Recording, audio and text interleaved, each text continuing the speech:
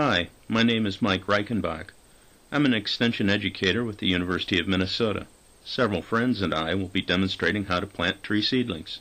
First, we will demonstrate planting a container-grown tree. Next, we will plant a bareroot seedling. And to conclude, John Kolstadt at Wolf Ridge Environmental Learning Center will demonstrate one way of keeping deer away from your seedlings. And now we will plant the container-grown seedling. We have a mountain ash in a 1-gallon container.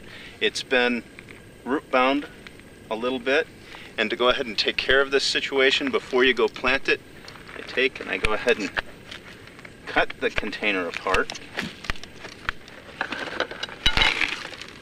Okay. And so most of these roots, there are not a lot of circling roots, and that's a good thing.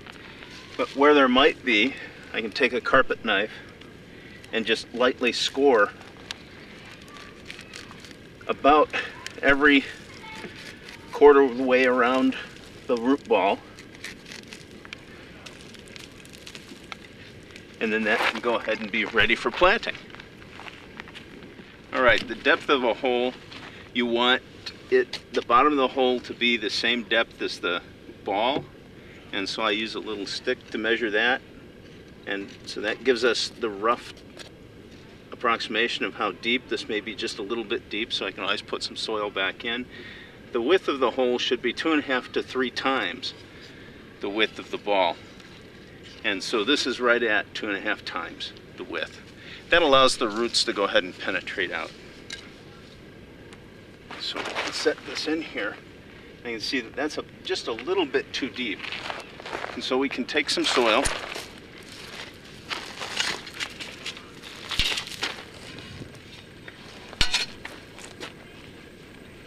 You want the bottom of this hole pretty firm.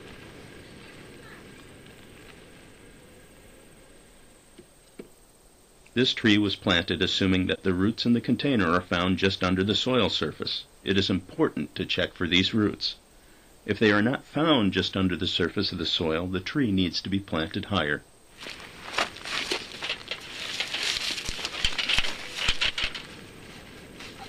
I want to create a little dike, especially on this downhill side, catch the water, and that completes the planting. Next, we will plant the bareroot seedling. Here's the white pine. We'll go ahead and plant it. And what we'll do to get all of those roots, we don't want to just stuff these roots down in these holes. We could dig a long trench out here and a long trench out here, or we can do a little root pruning and prune some of these long straggly roots off, leaving a little more digging to be done to widen that. What I like to do then is just open up this hole by pulling the shovel back and lay those roots down in there. And as far as the depth, you want to find the depth where it was at in the nursery. Here are the roots that come off. And there's usually a little bit of discoloration on the stem. That looks to be about right in here. If I find where that is, I open that up, lay the roots down in the bottom, hold it at the depth where I want it planted, and then push that back in the hole. And Greg, if you want to step on that and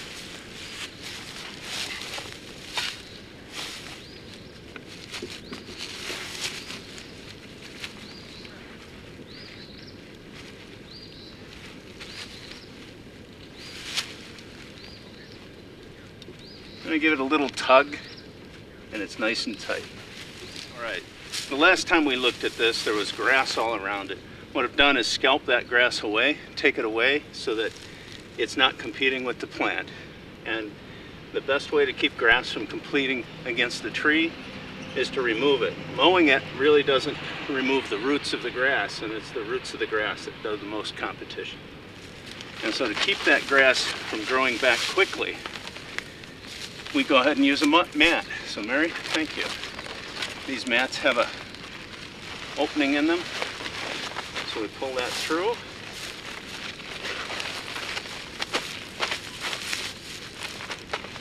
Lay the mat down. We use these stakes to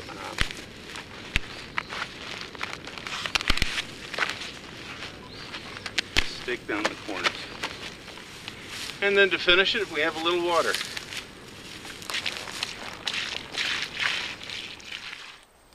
And now John will demonstrate one way to keep deer away from your seedlings.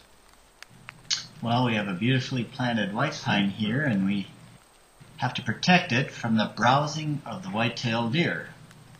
Not in the summer so much as in the winter, when there's no greenery around. In the winter, the deer will come and they'll take those terminal buds, and they'll take every bud. They'll eat them like candy. So you have to physically keep the deer away, and a 5-foot fence works just fine. So you pound in, I'm using electric fence stake. Make sure the wind doesn't get at it. And you can add another stake over on the other side there. And then you're good to go. I hope your tree planting efforts are successful, and that this demonstration of planting container-grown and bare root seedlings was helpful.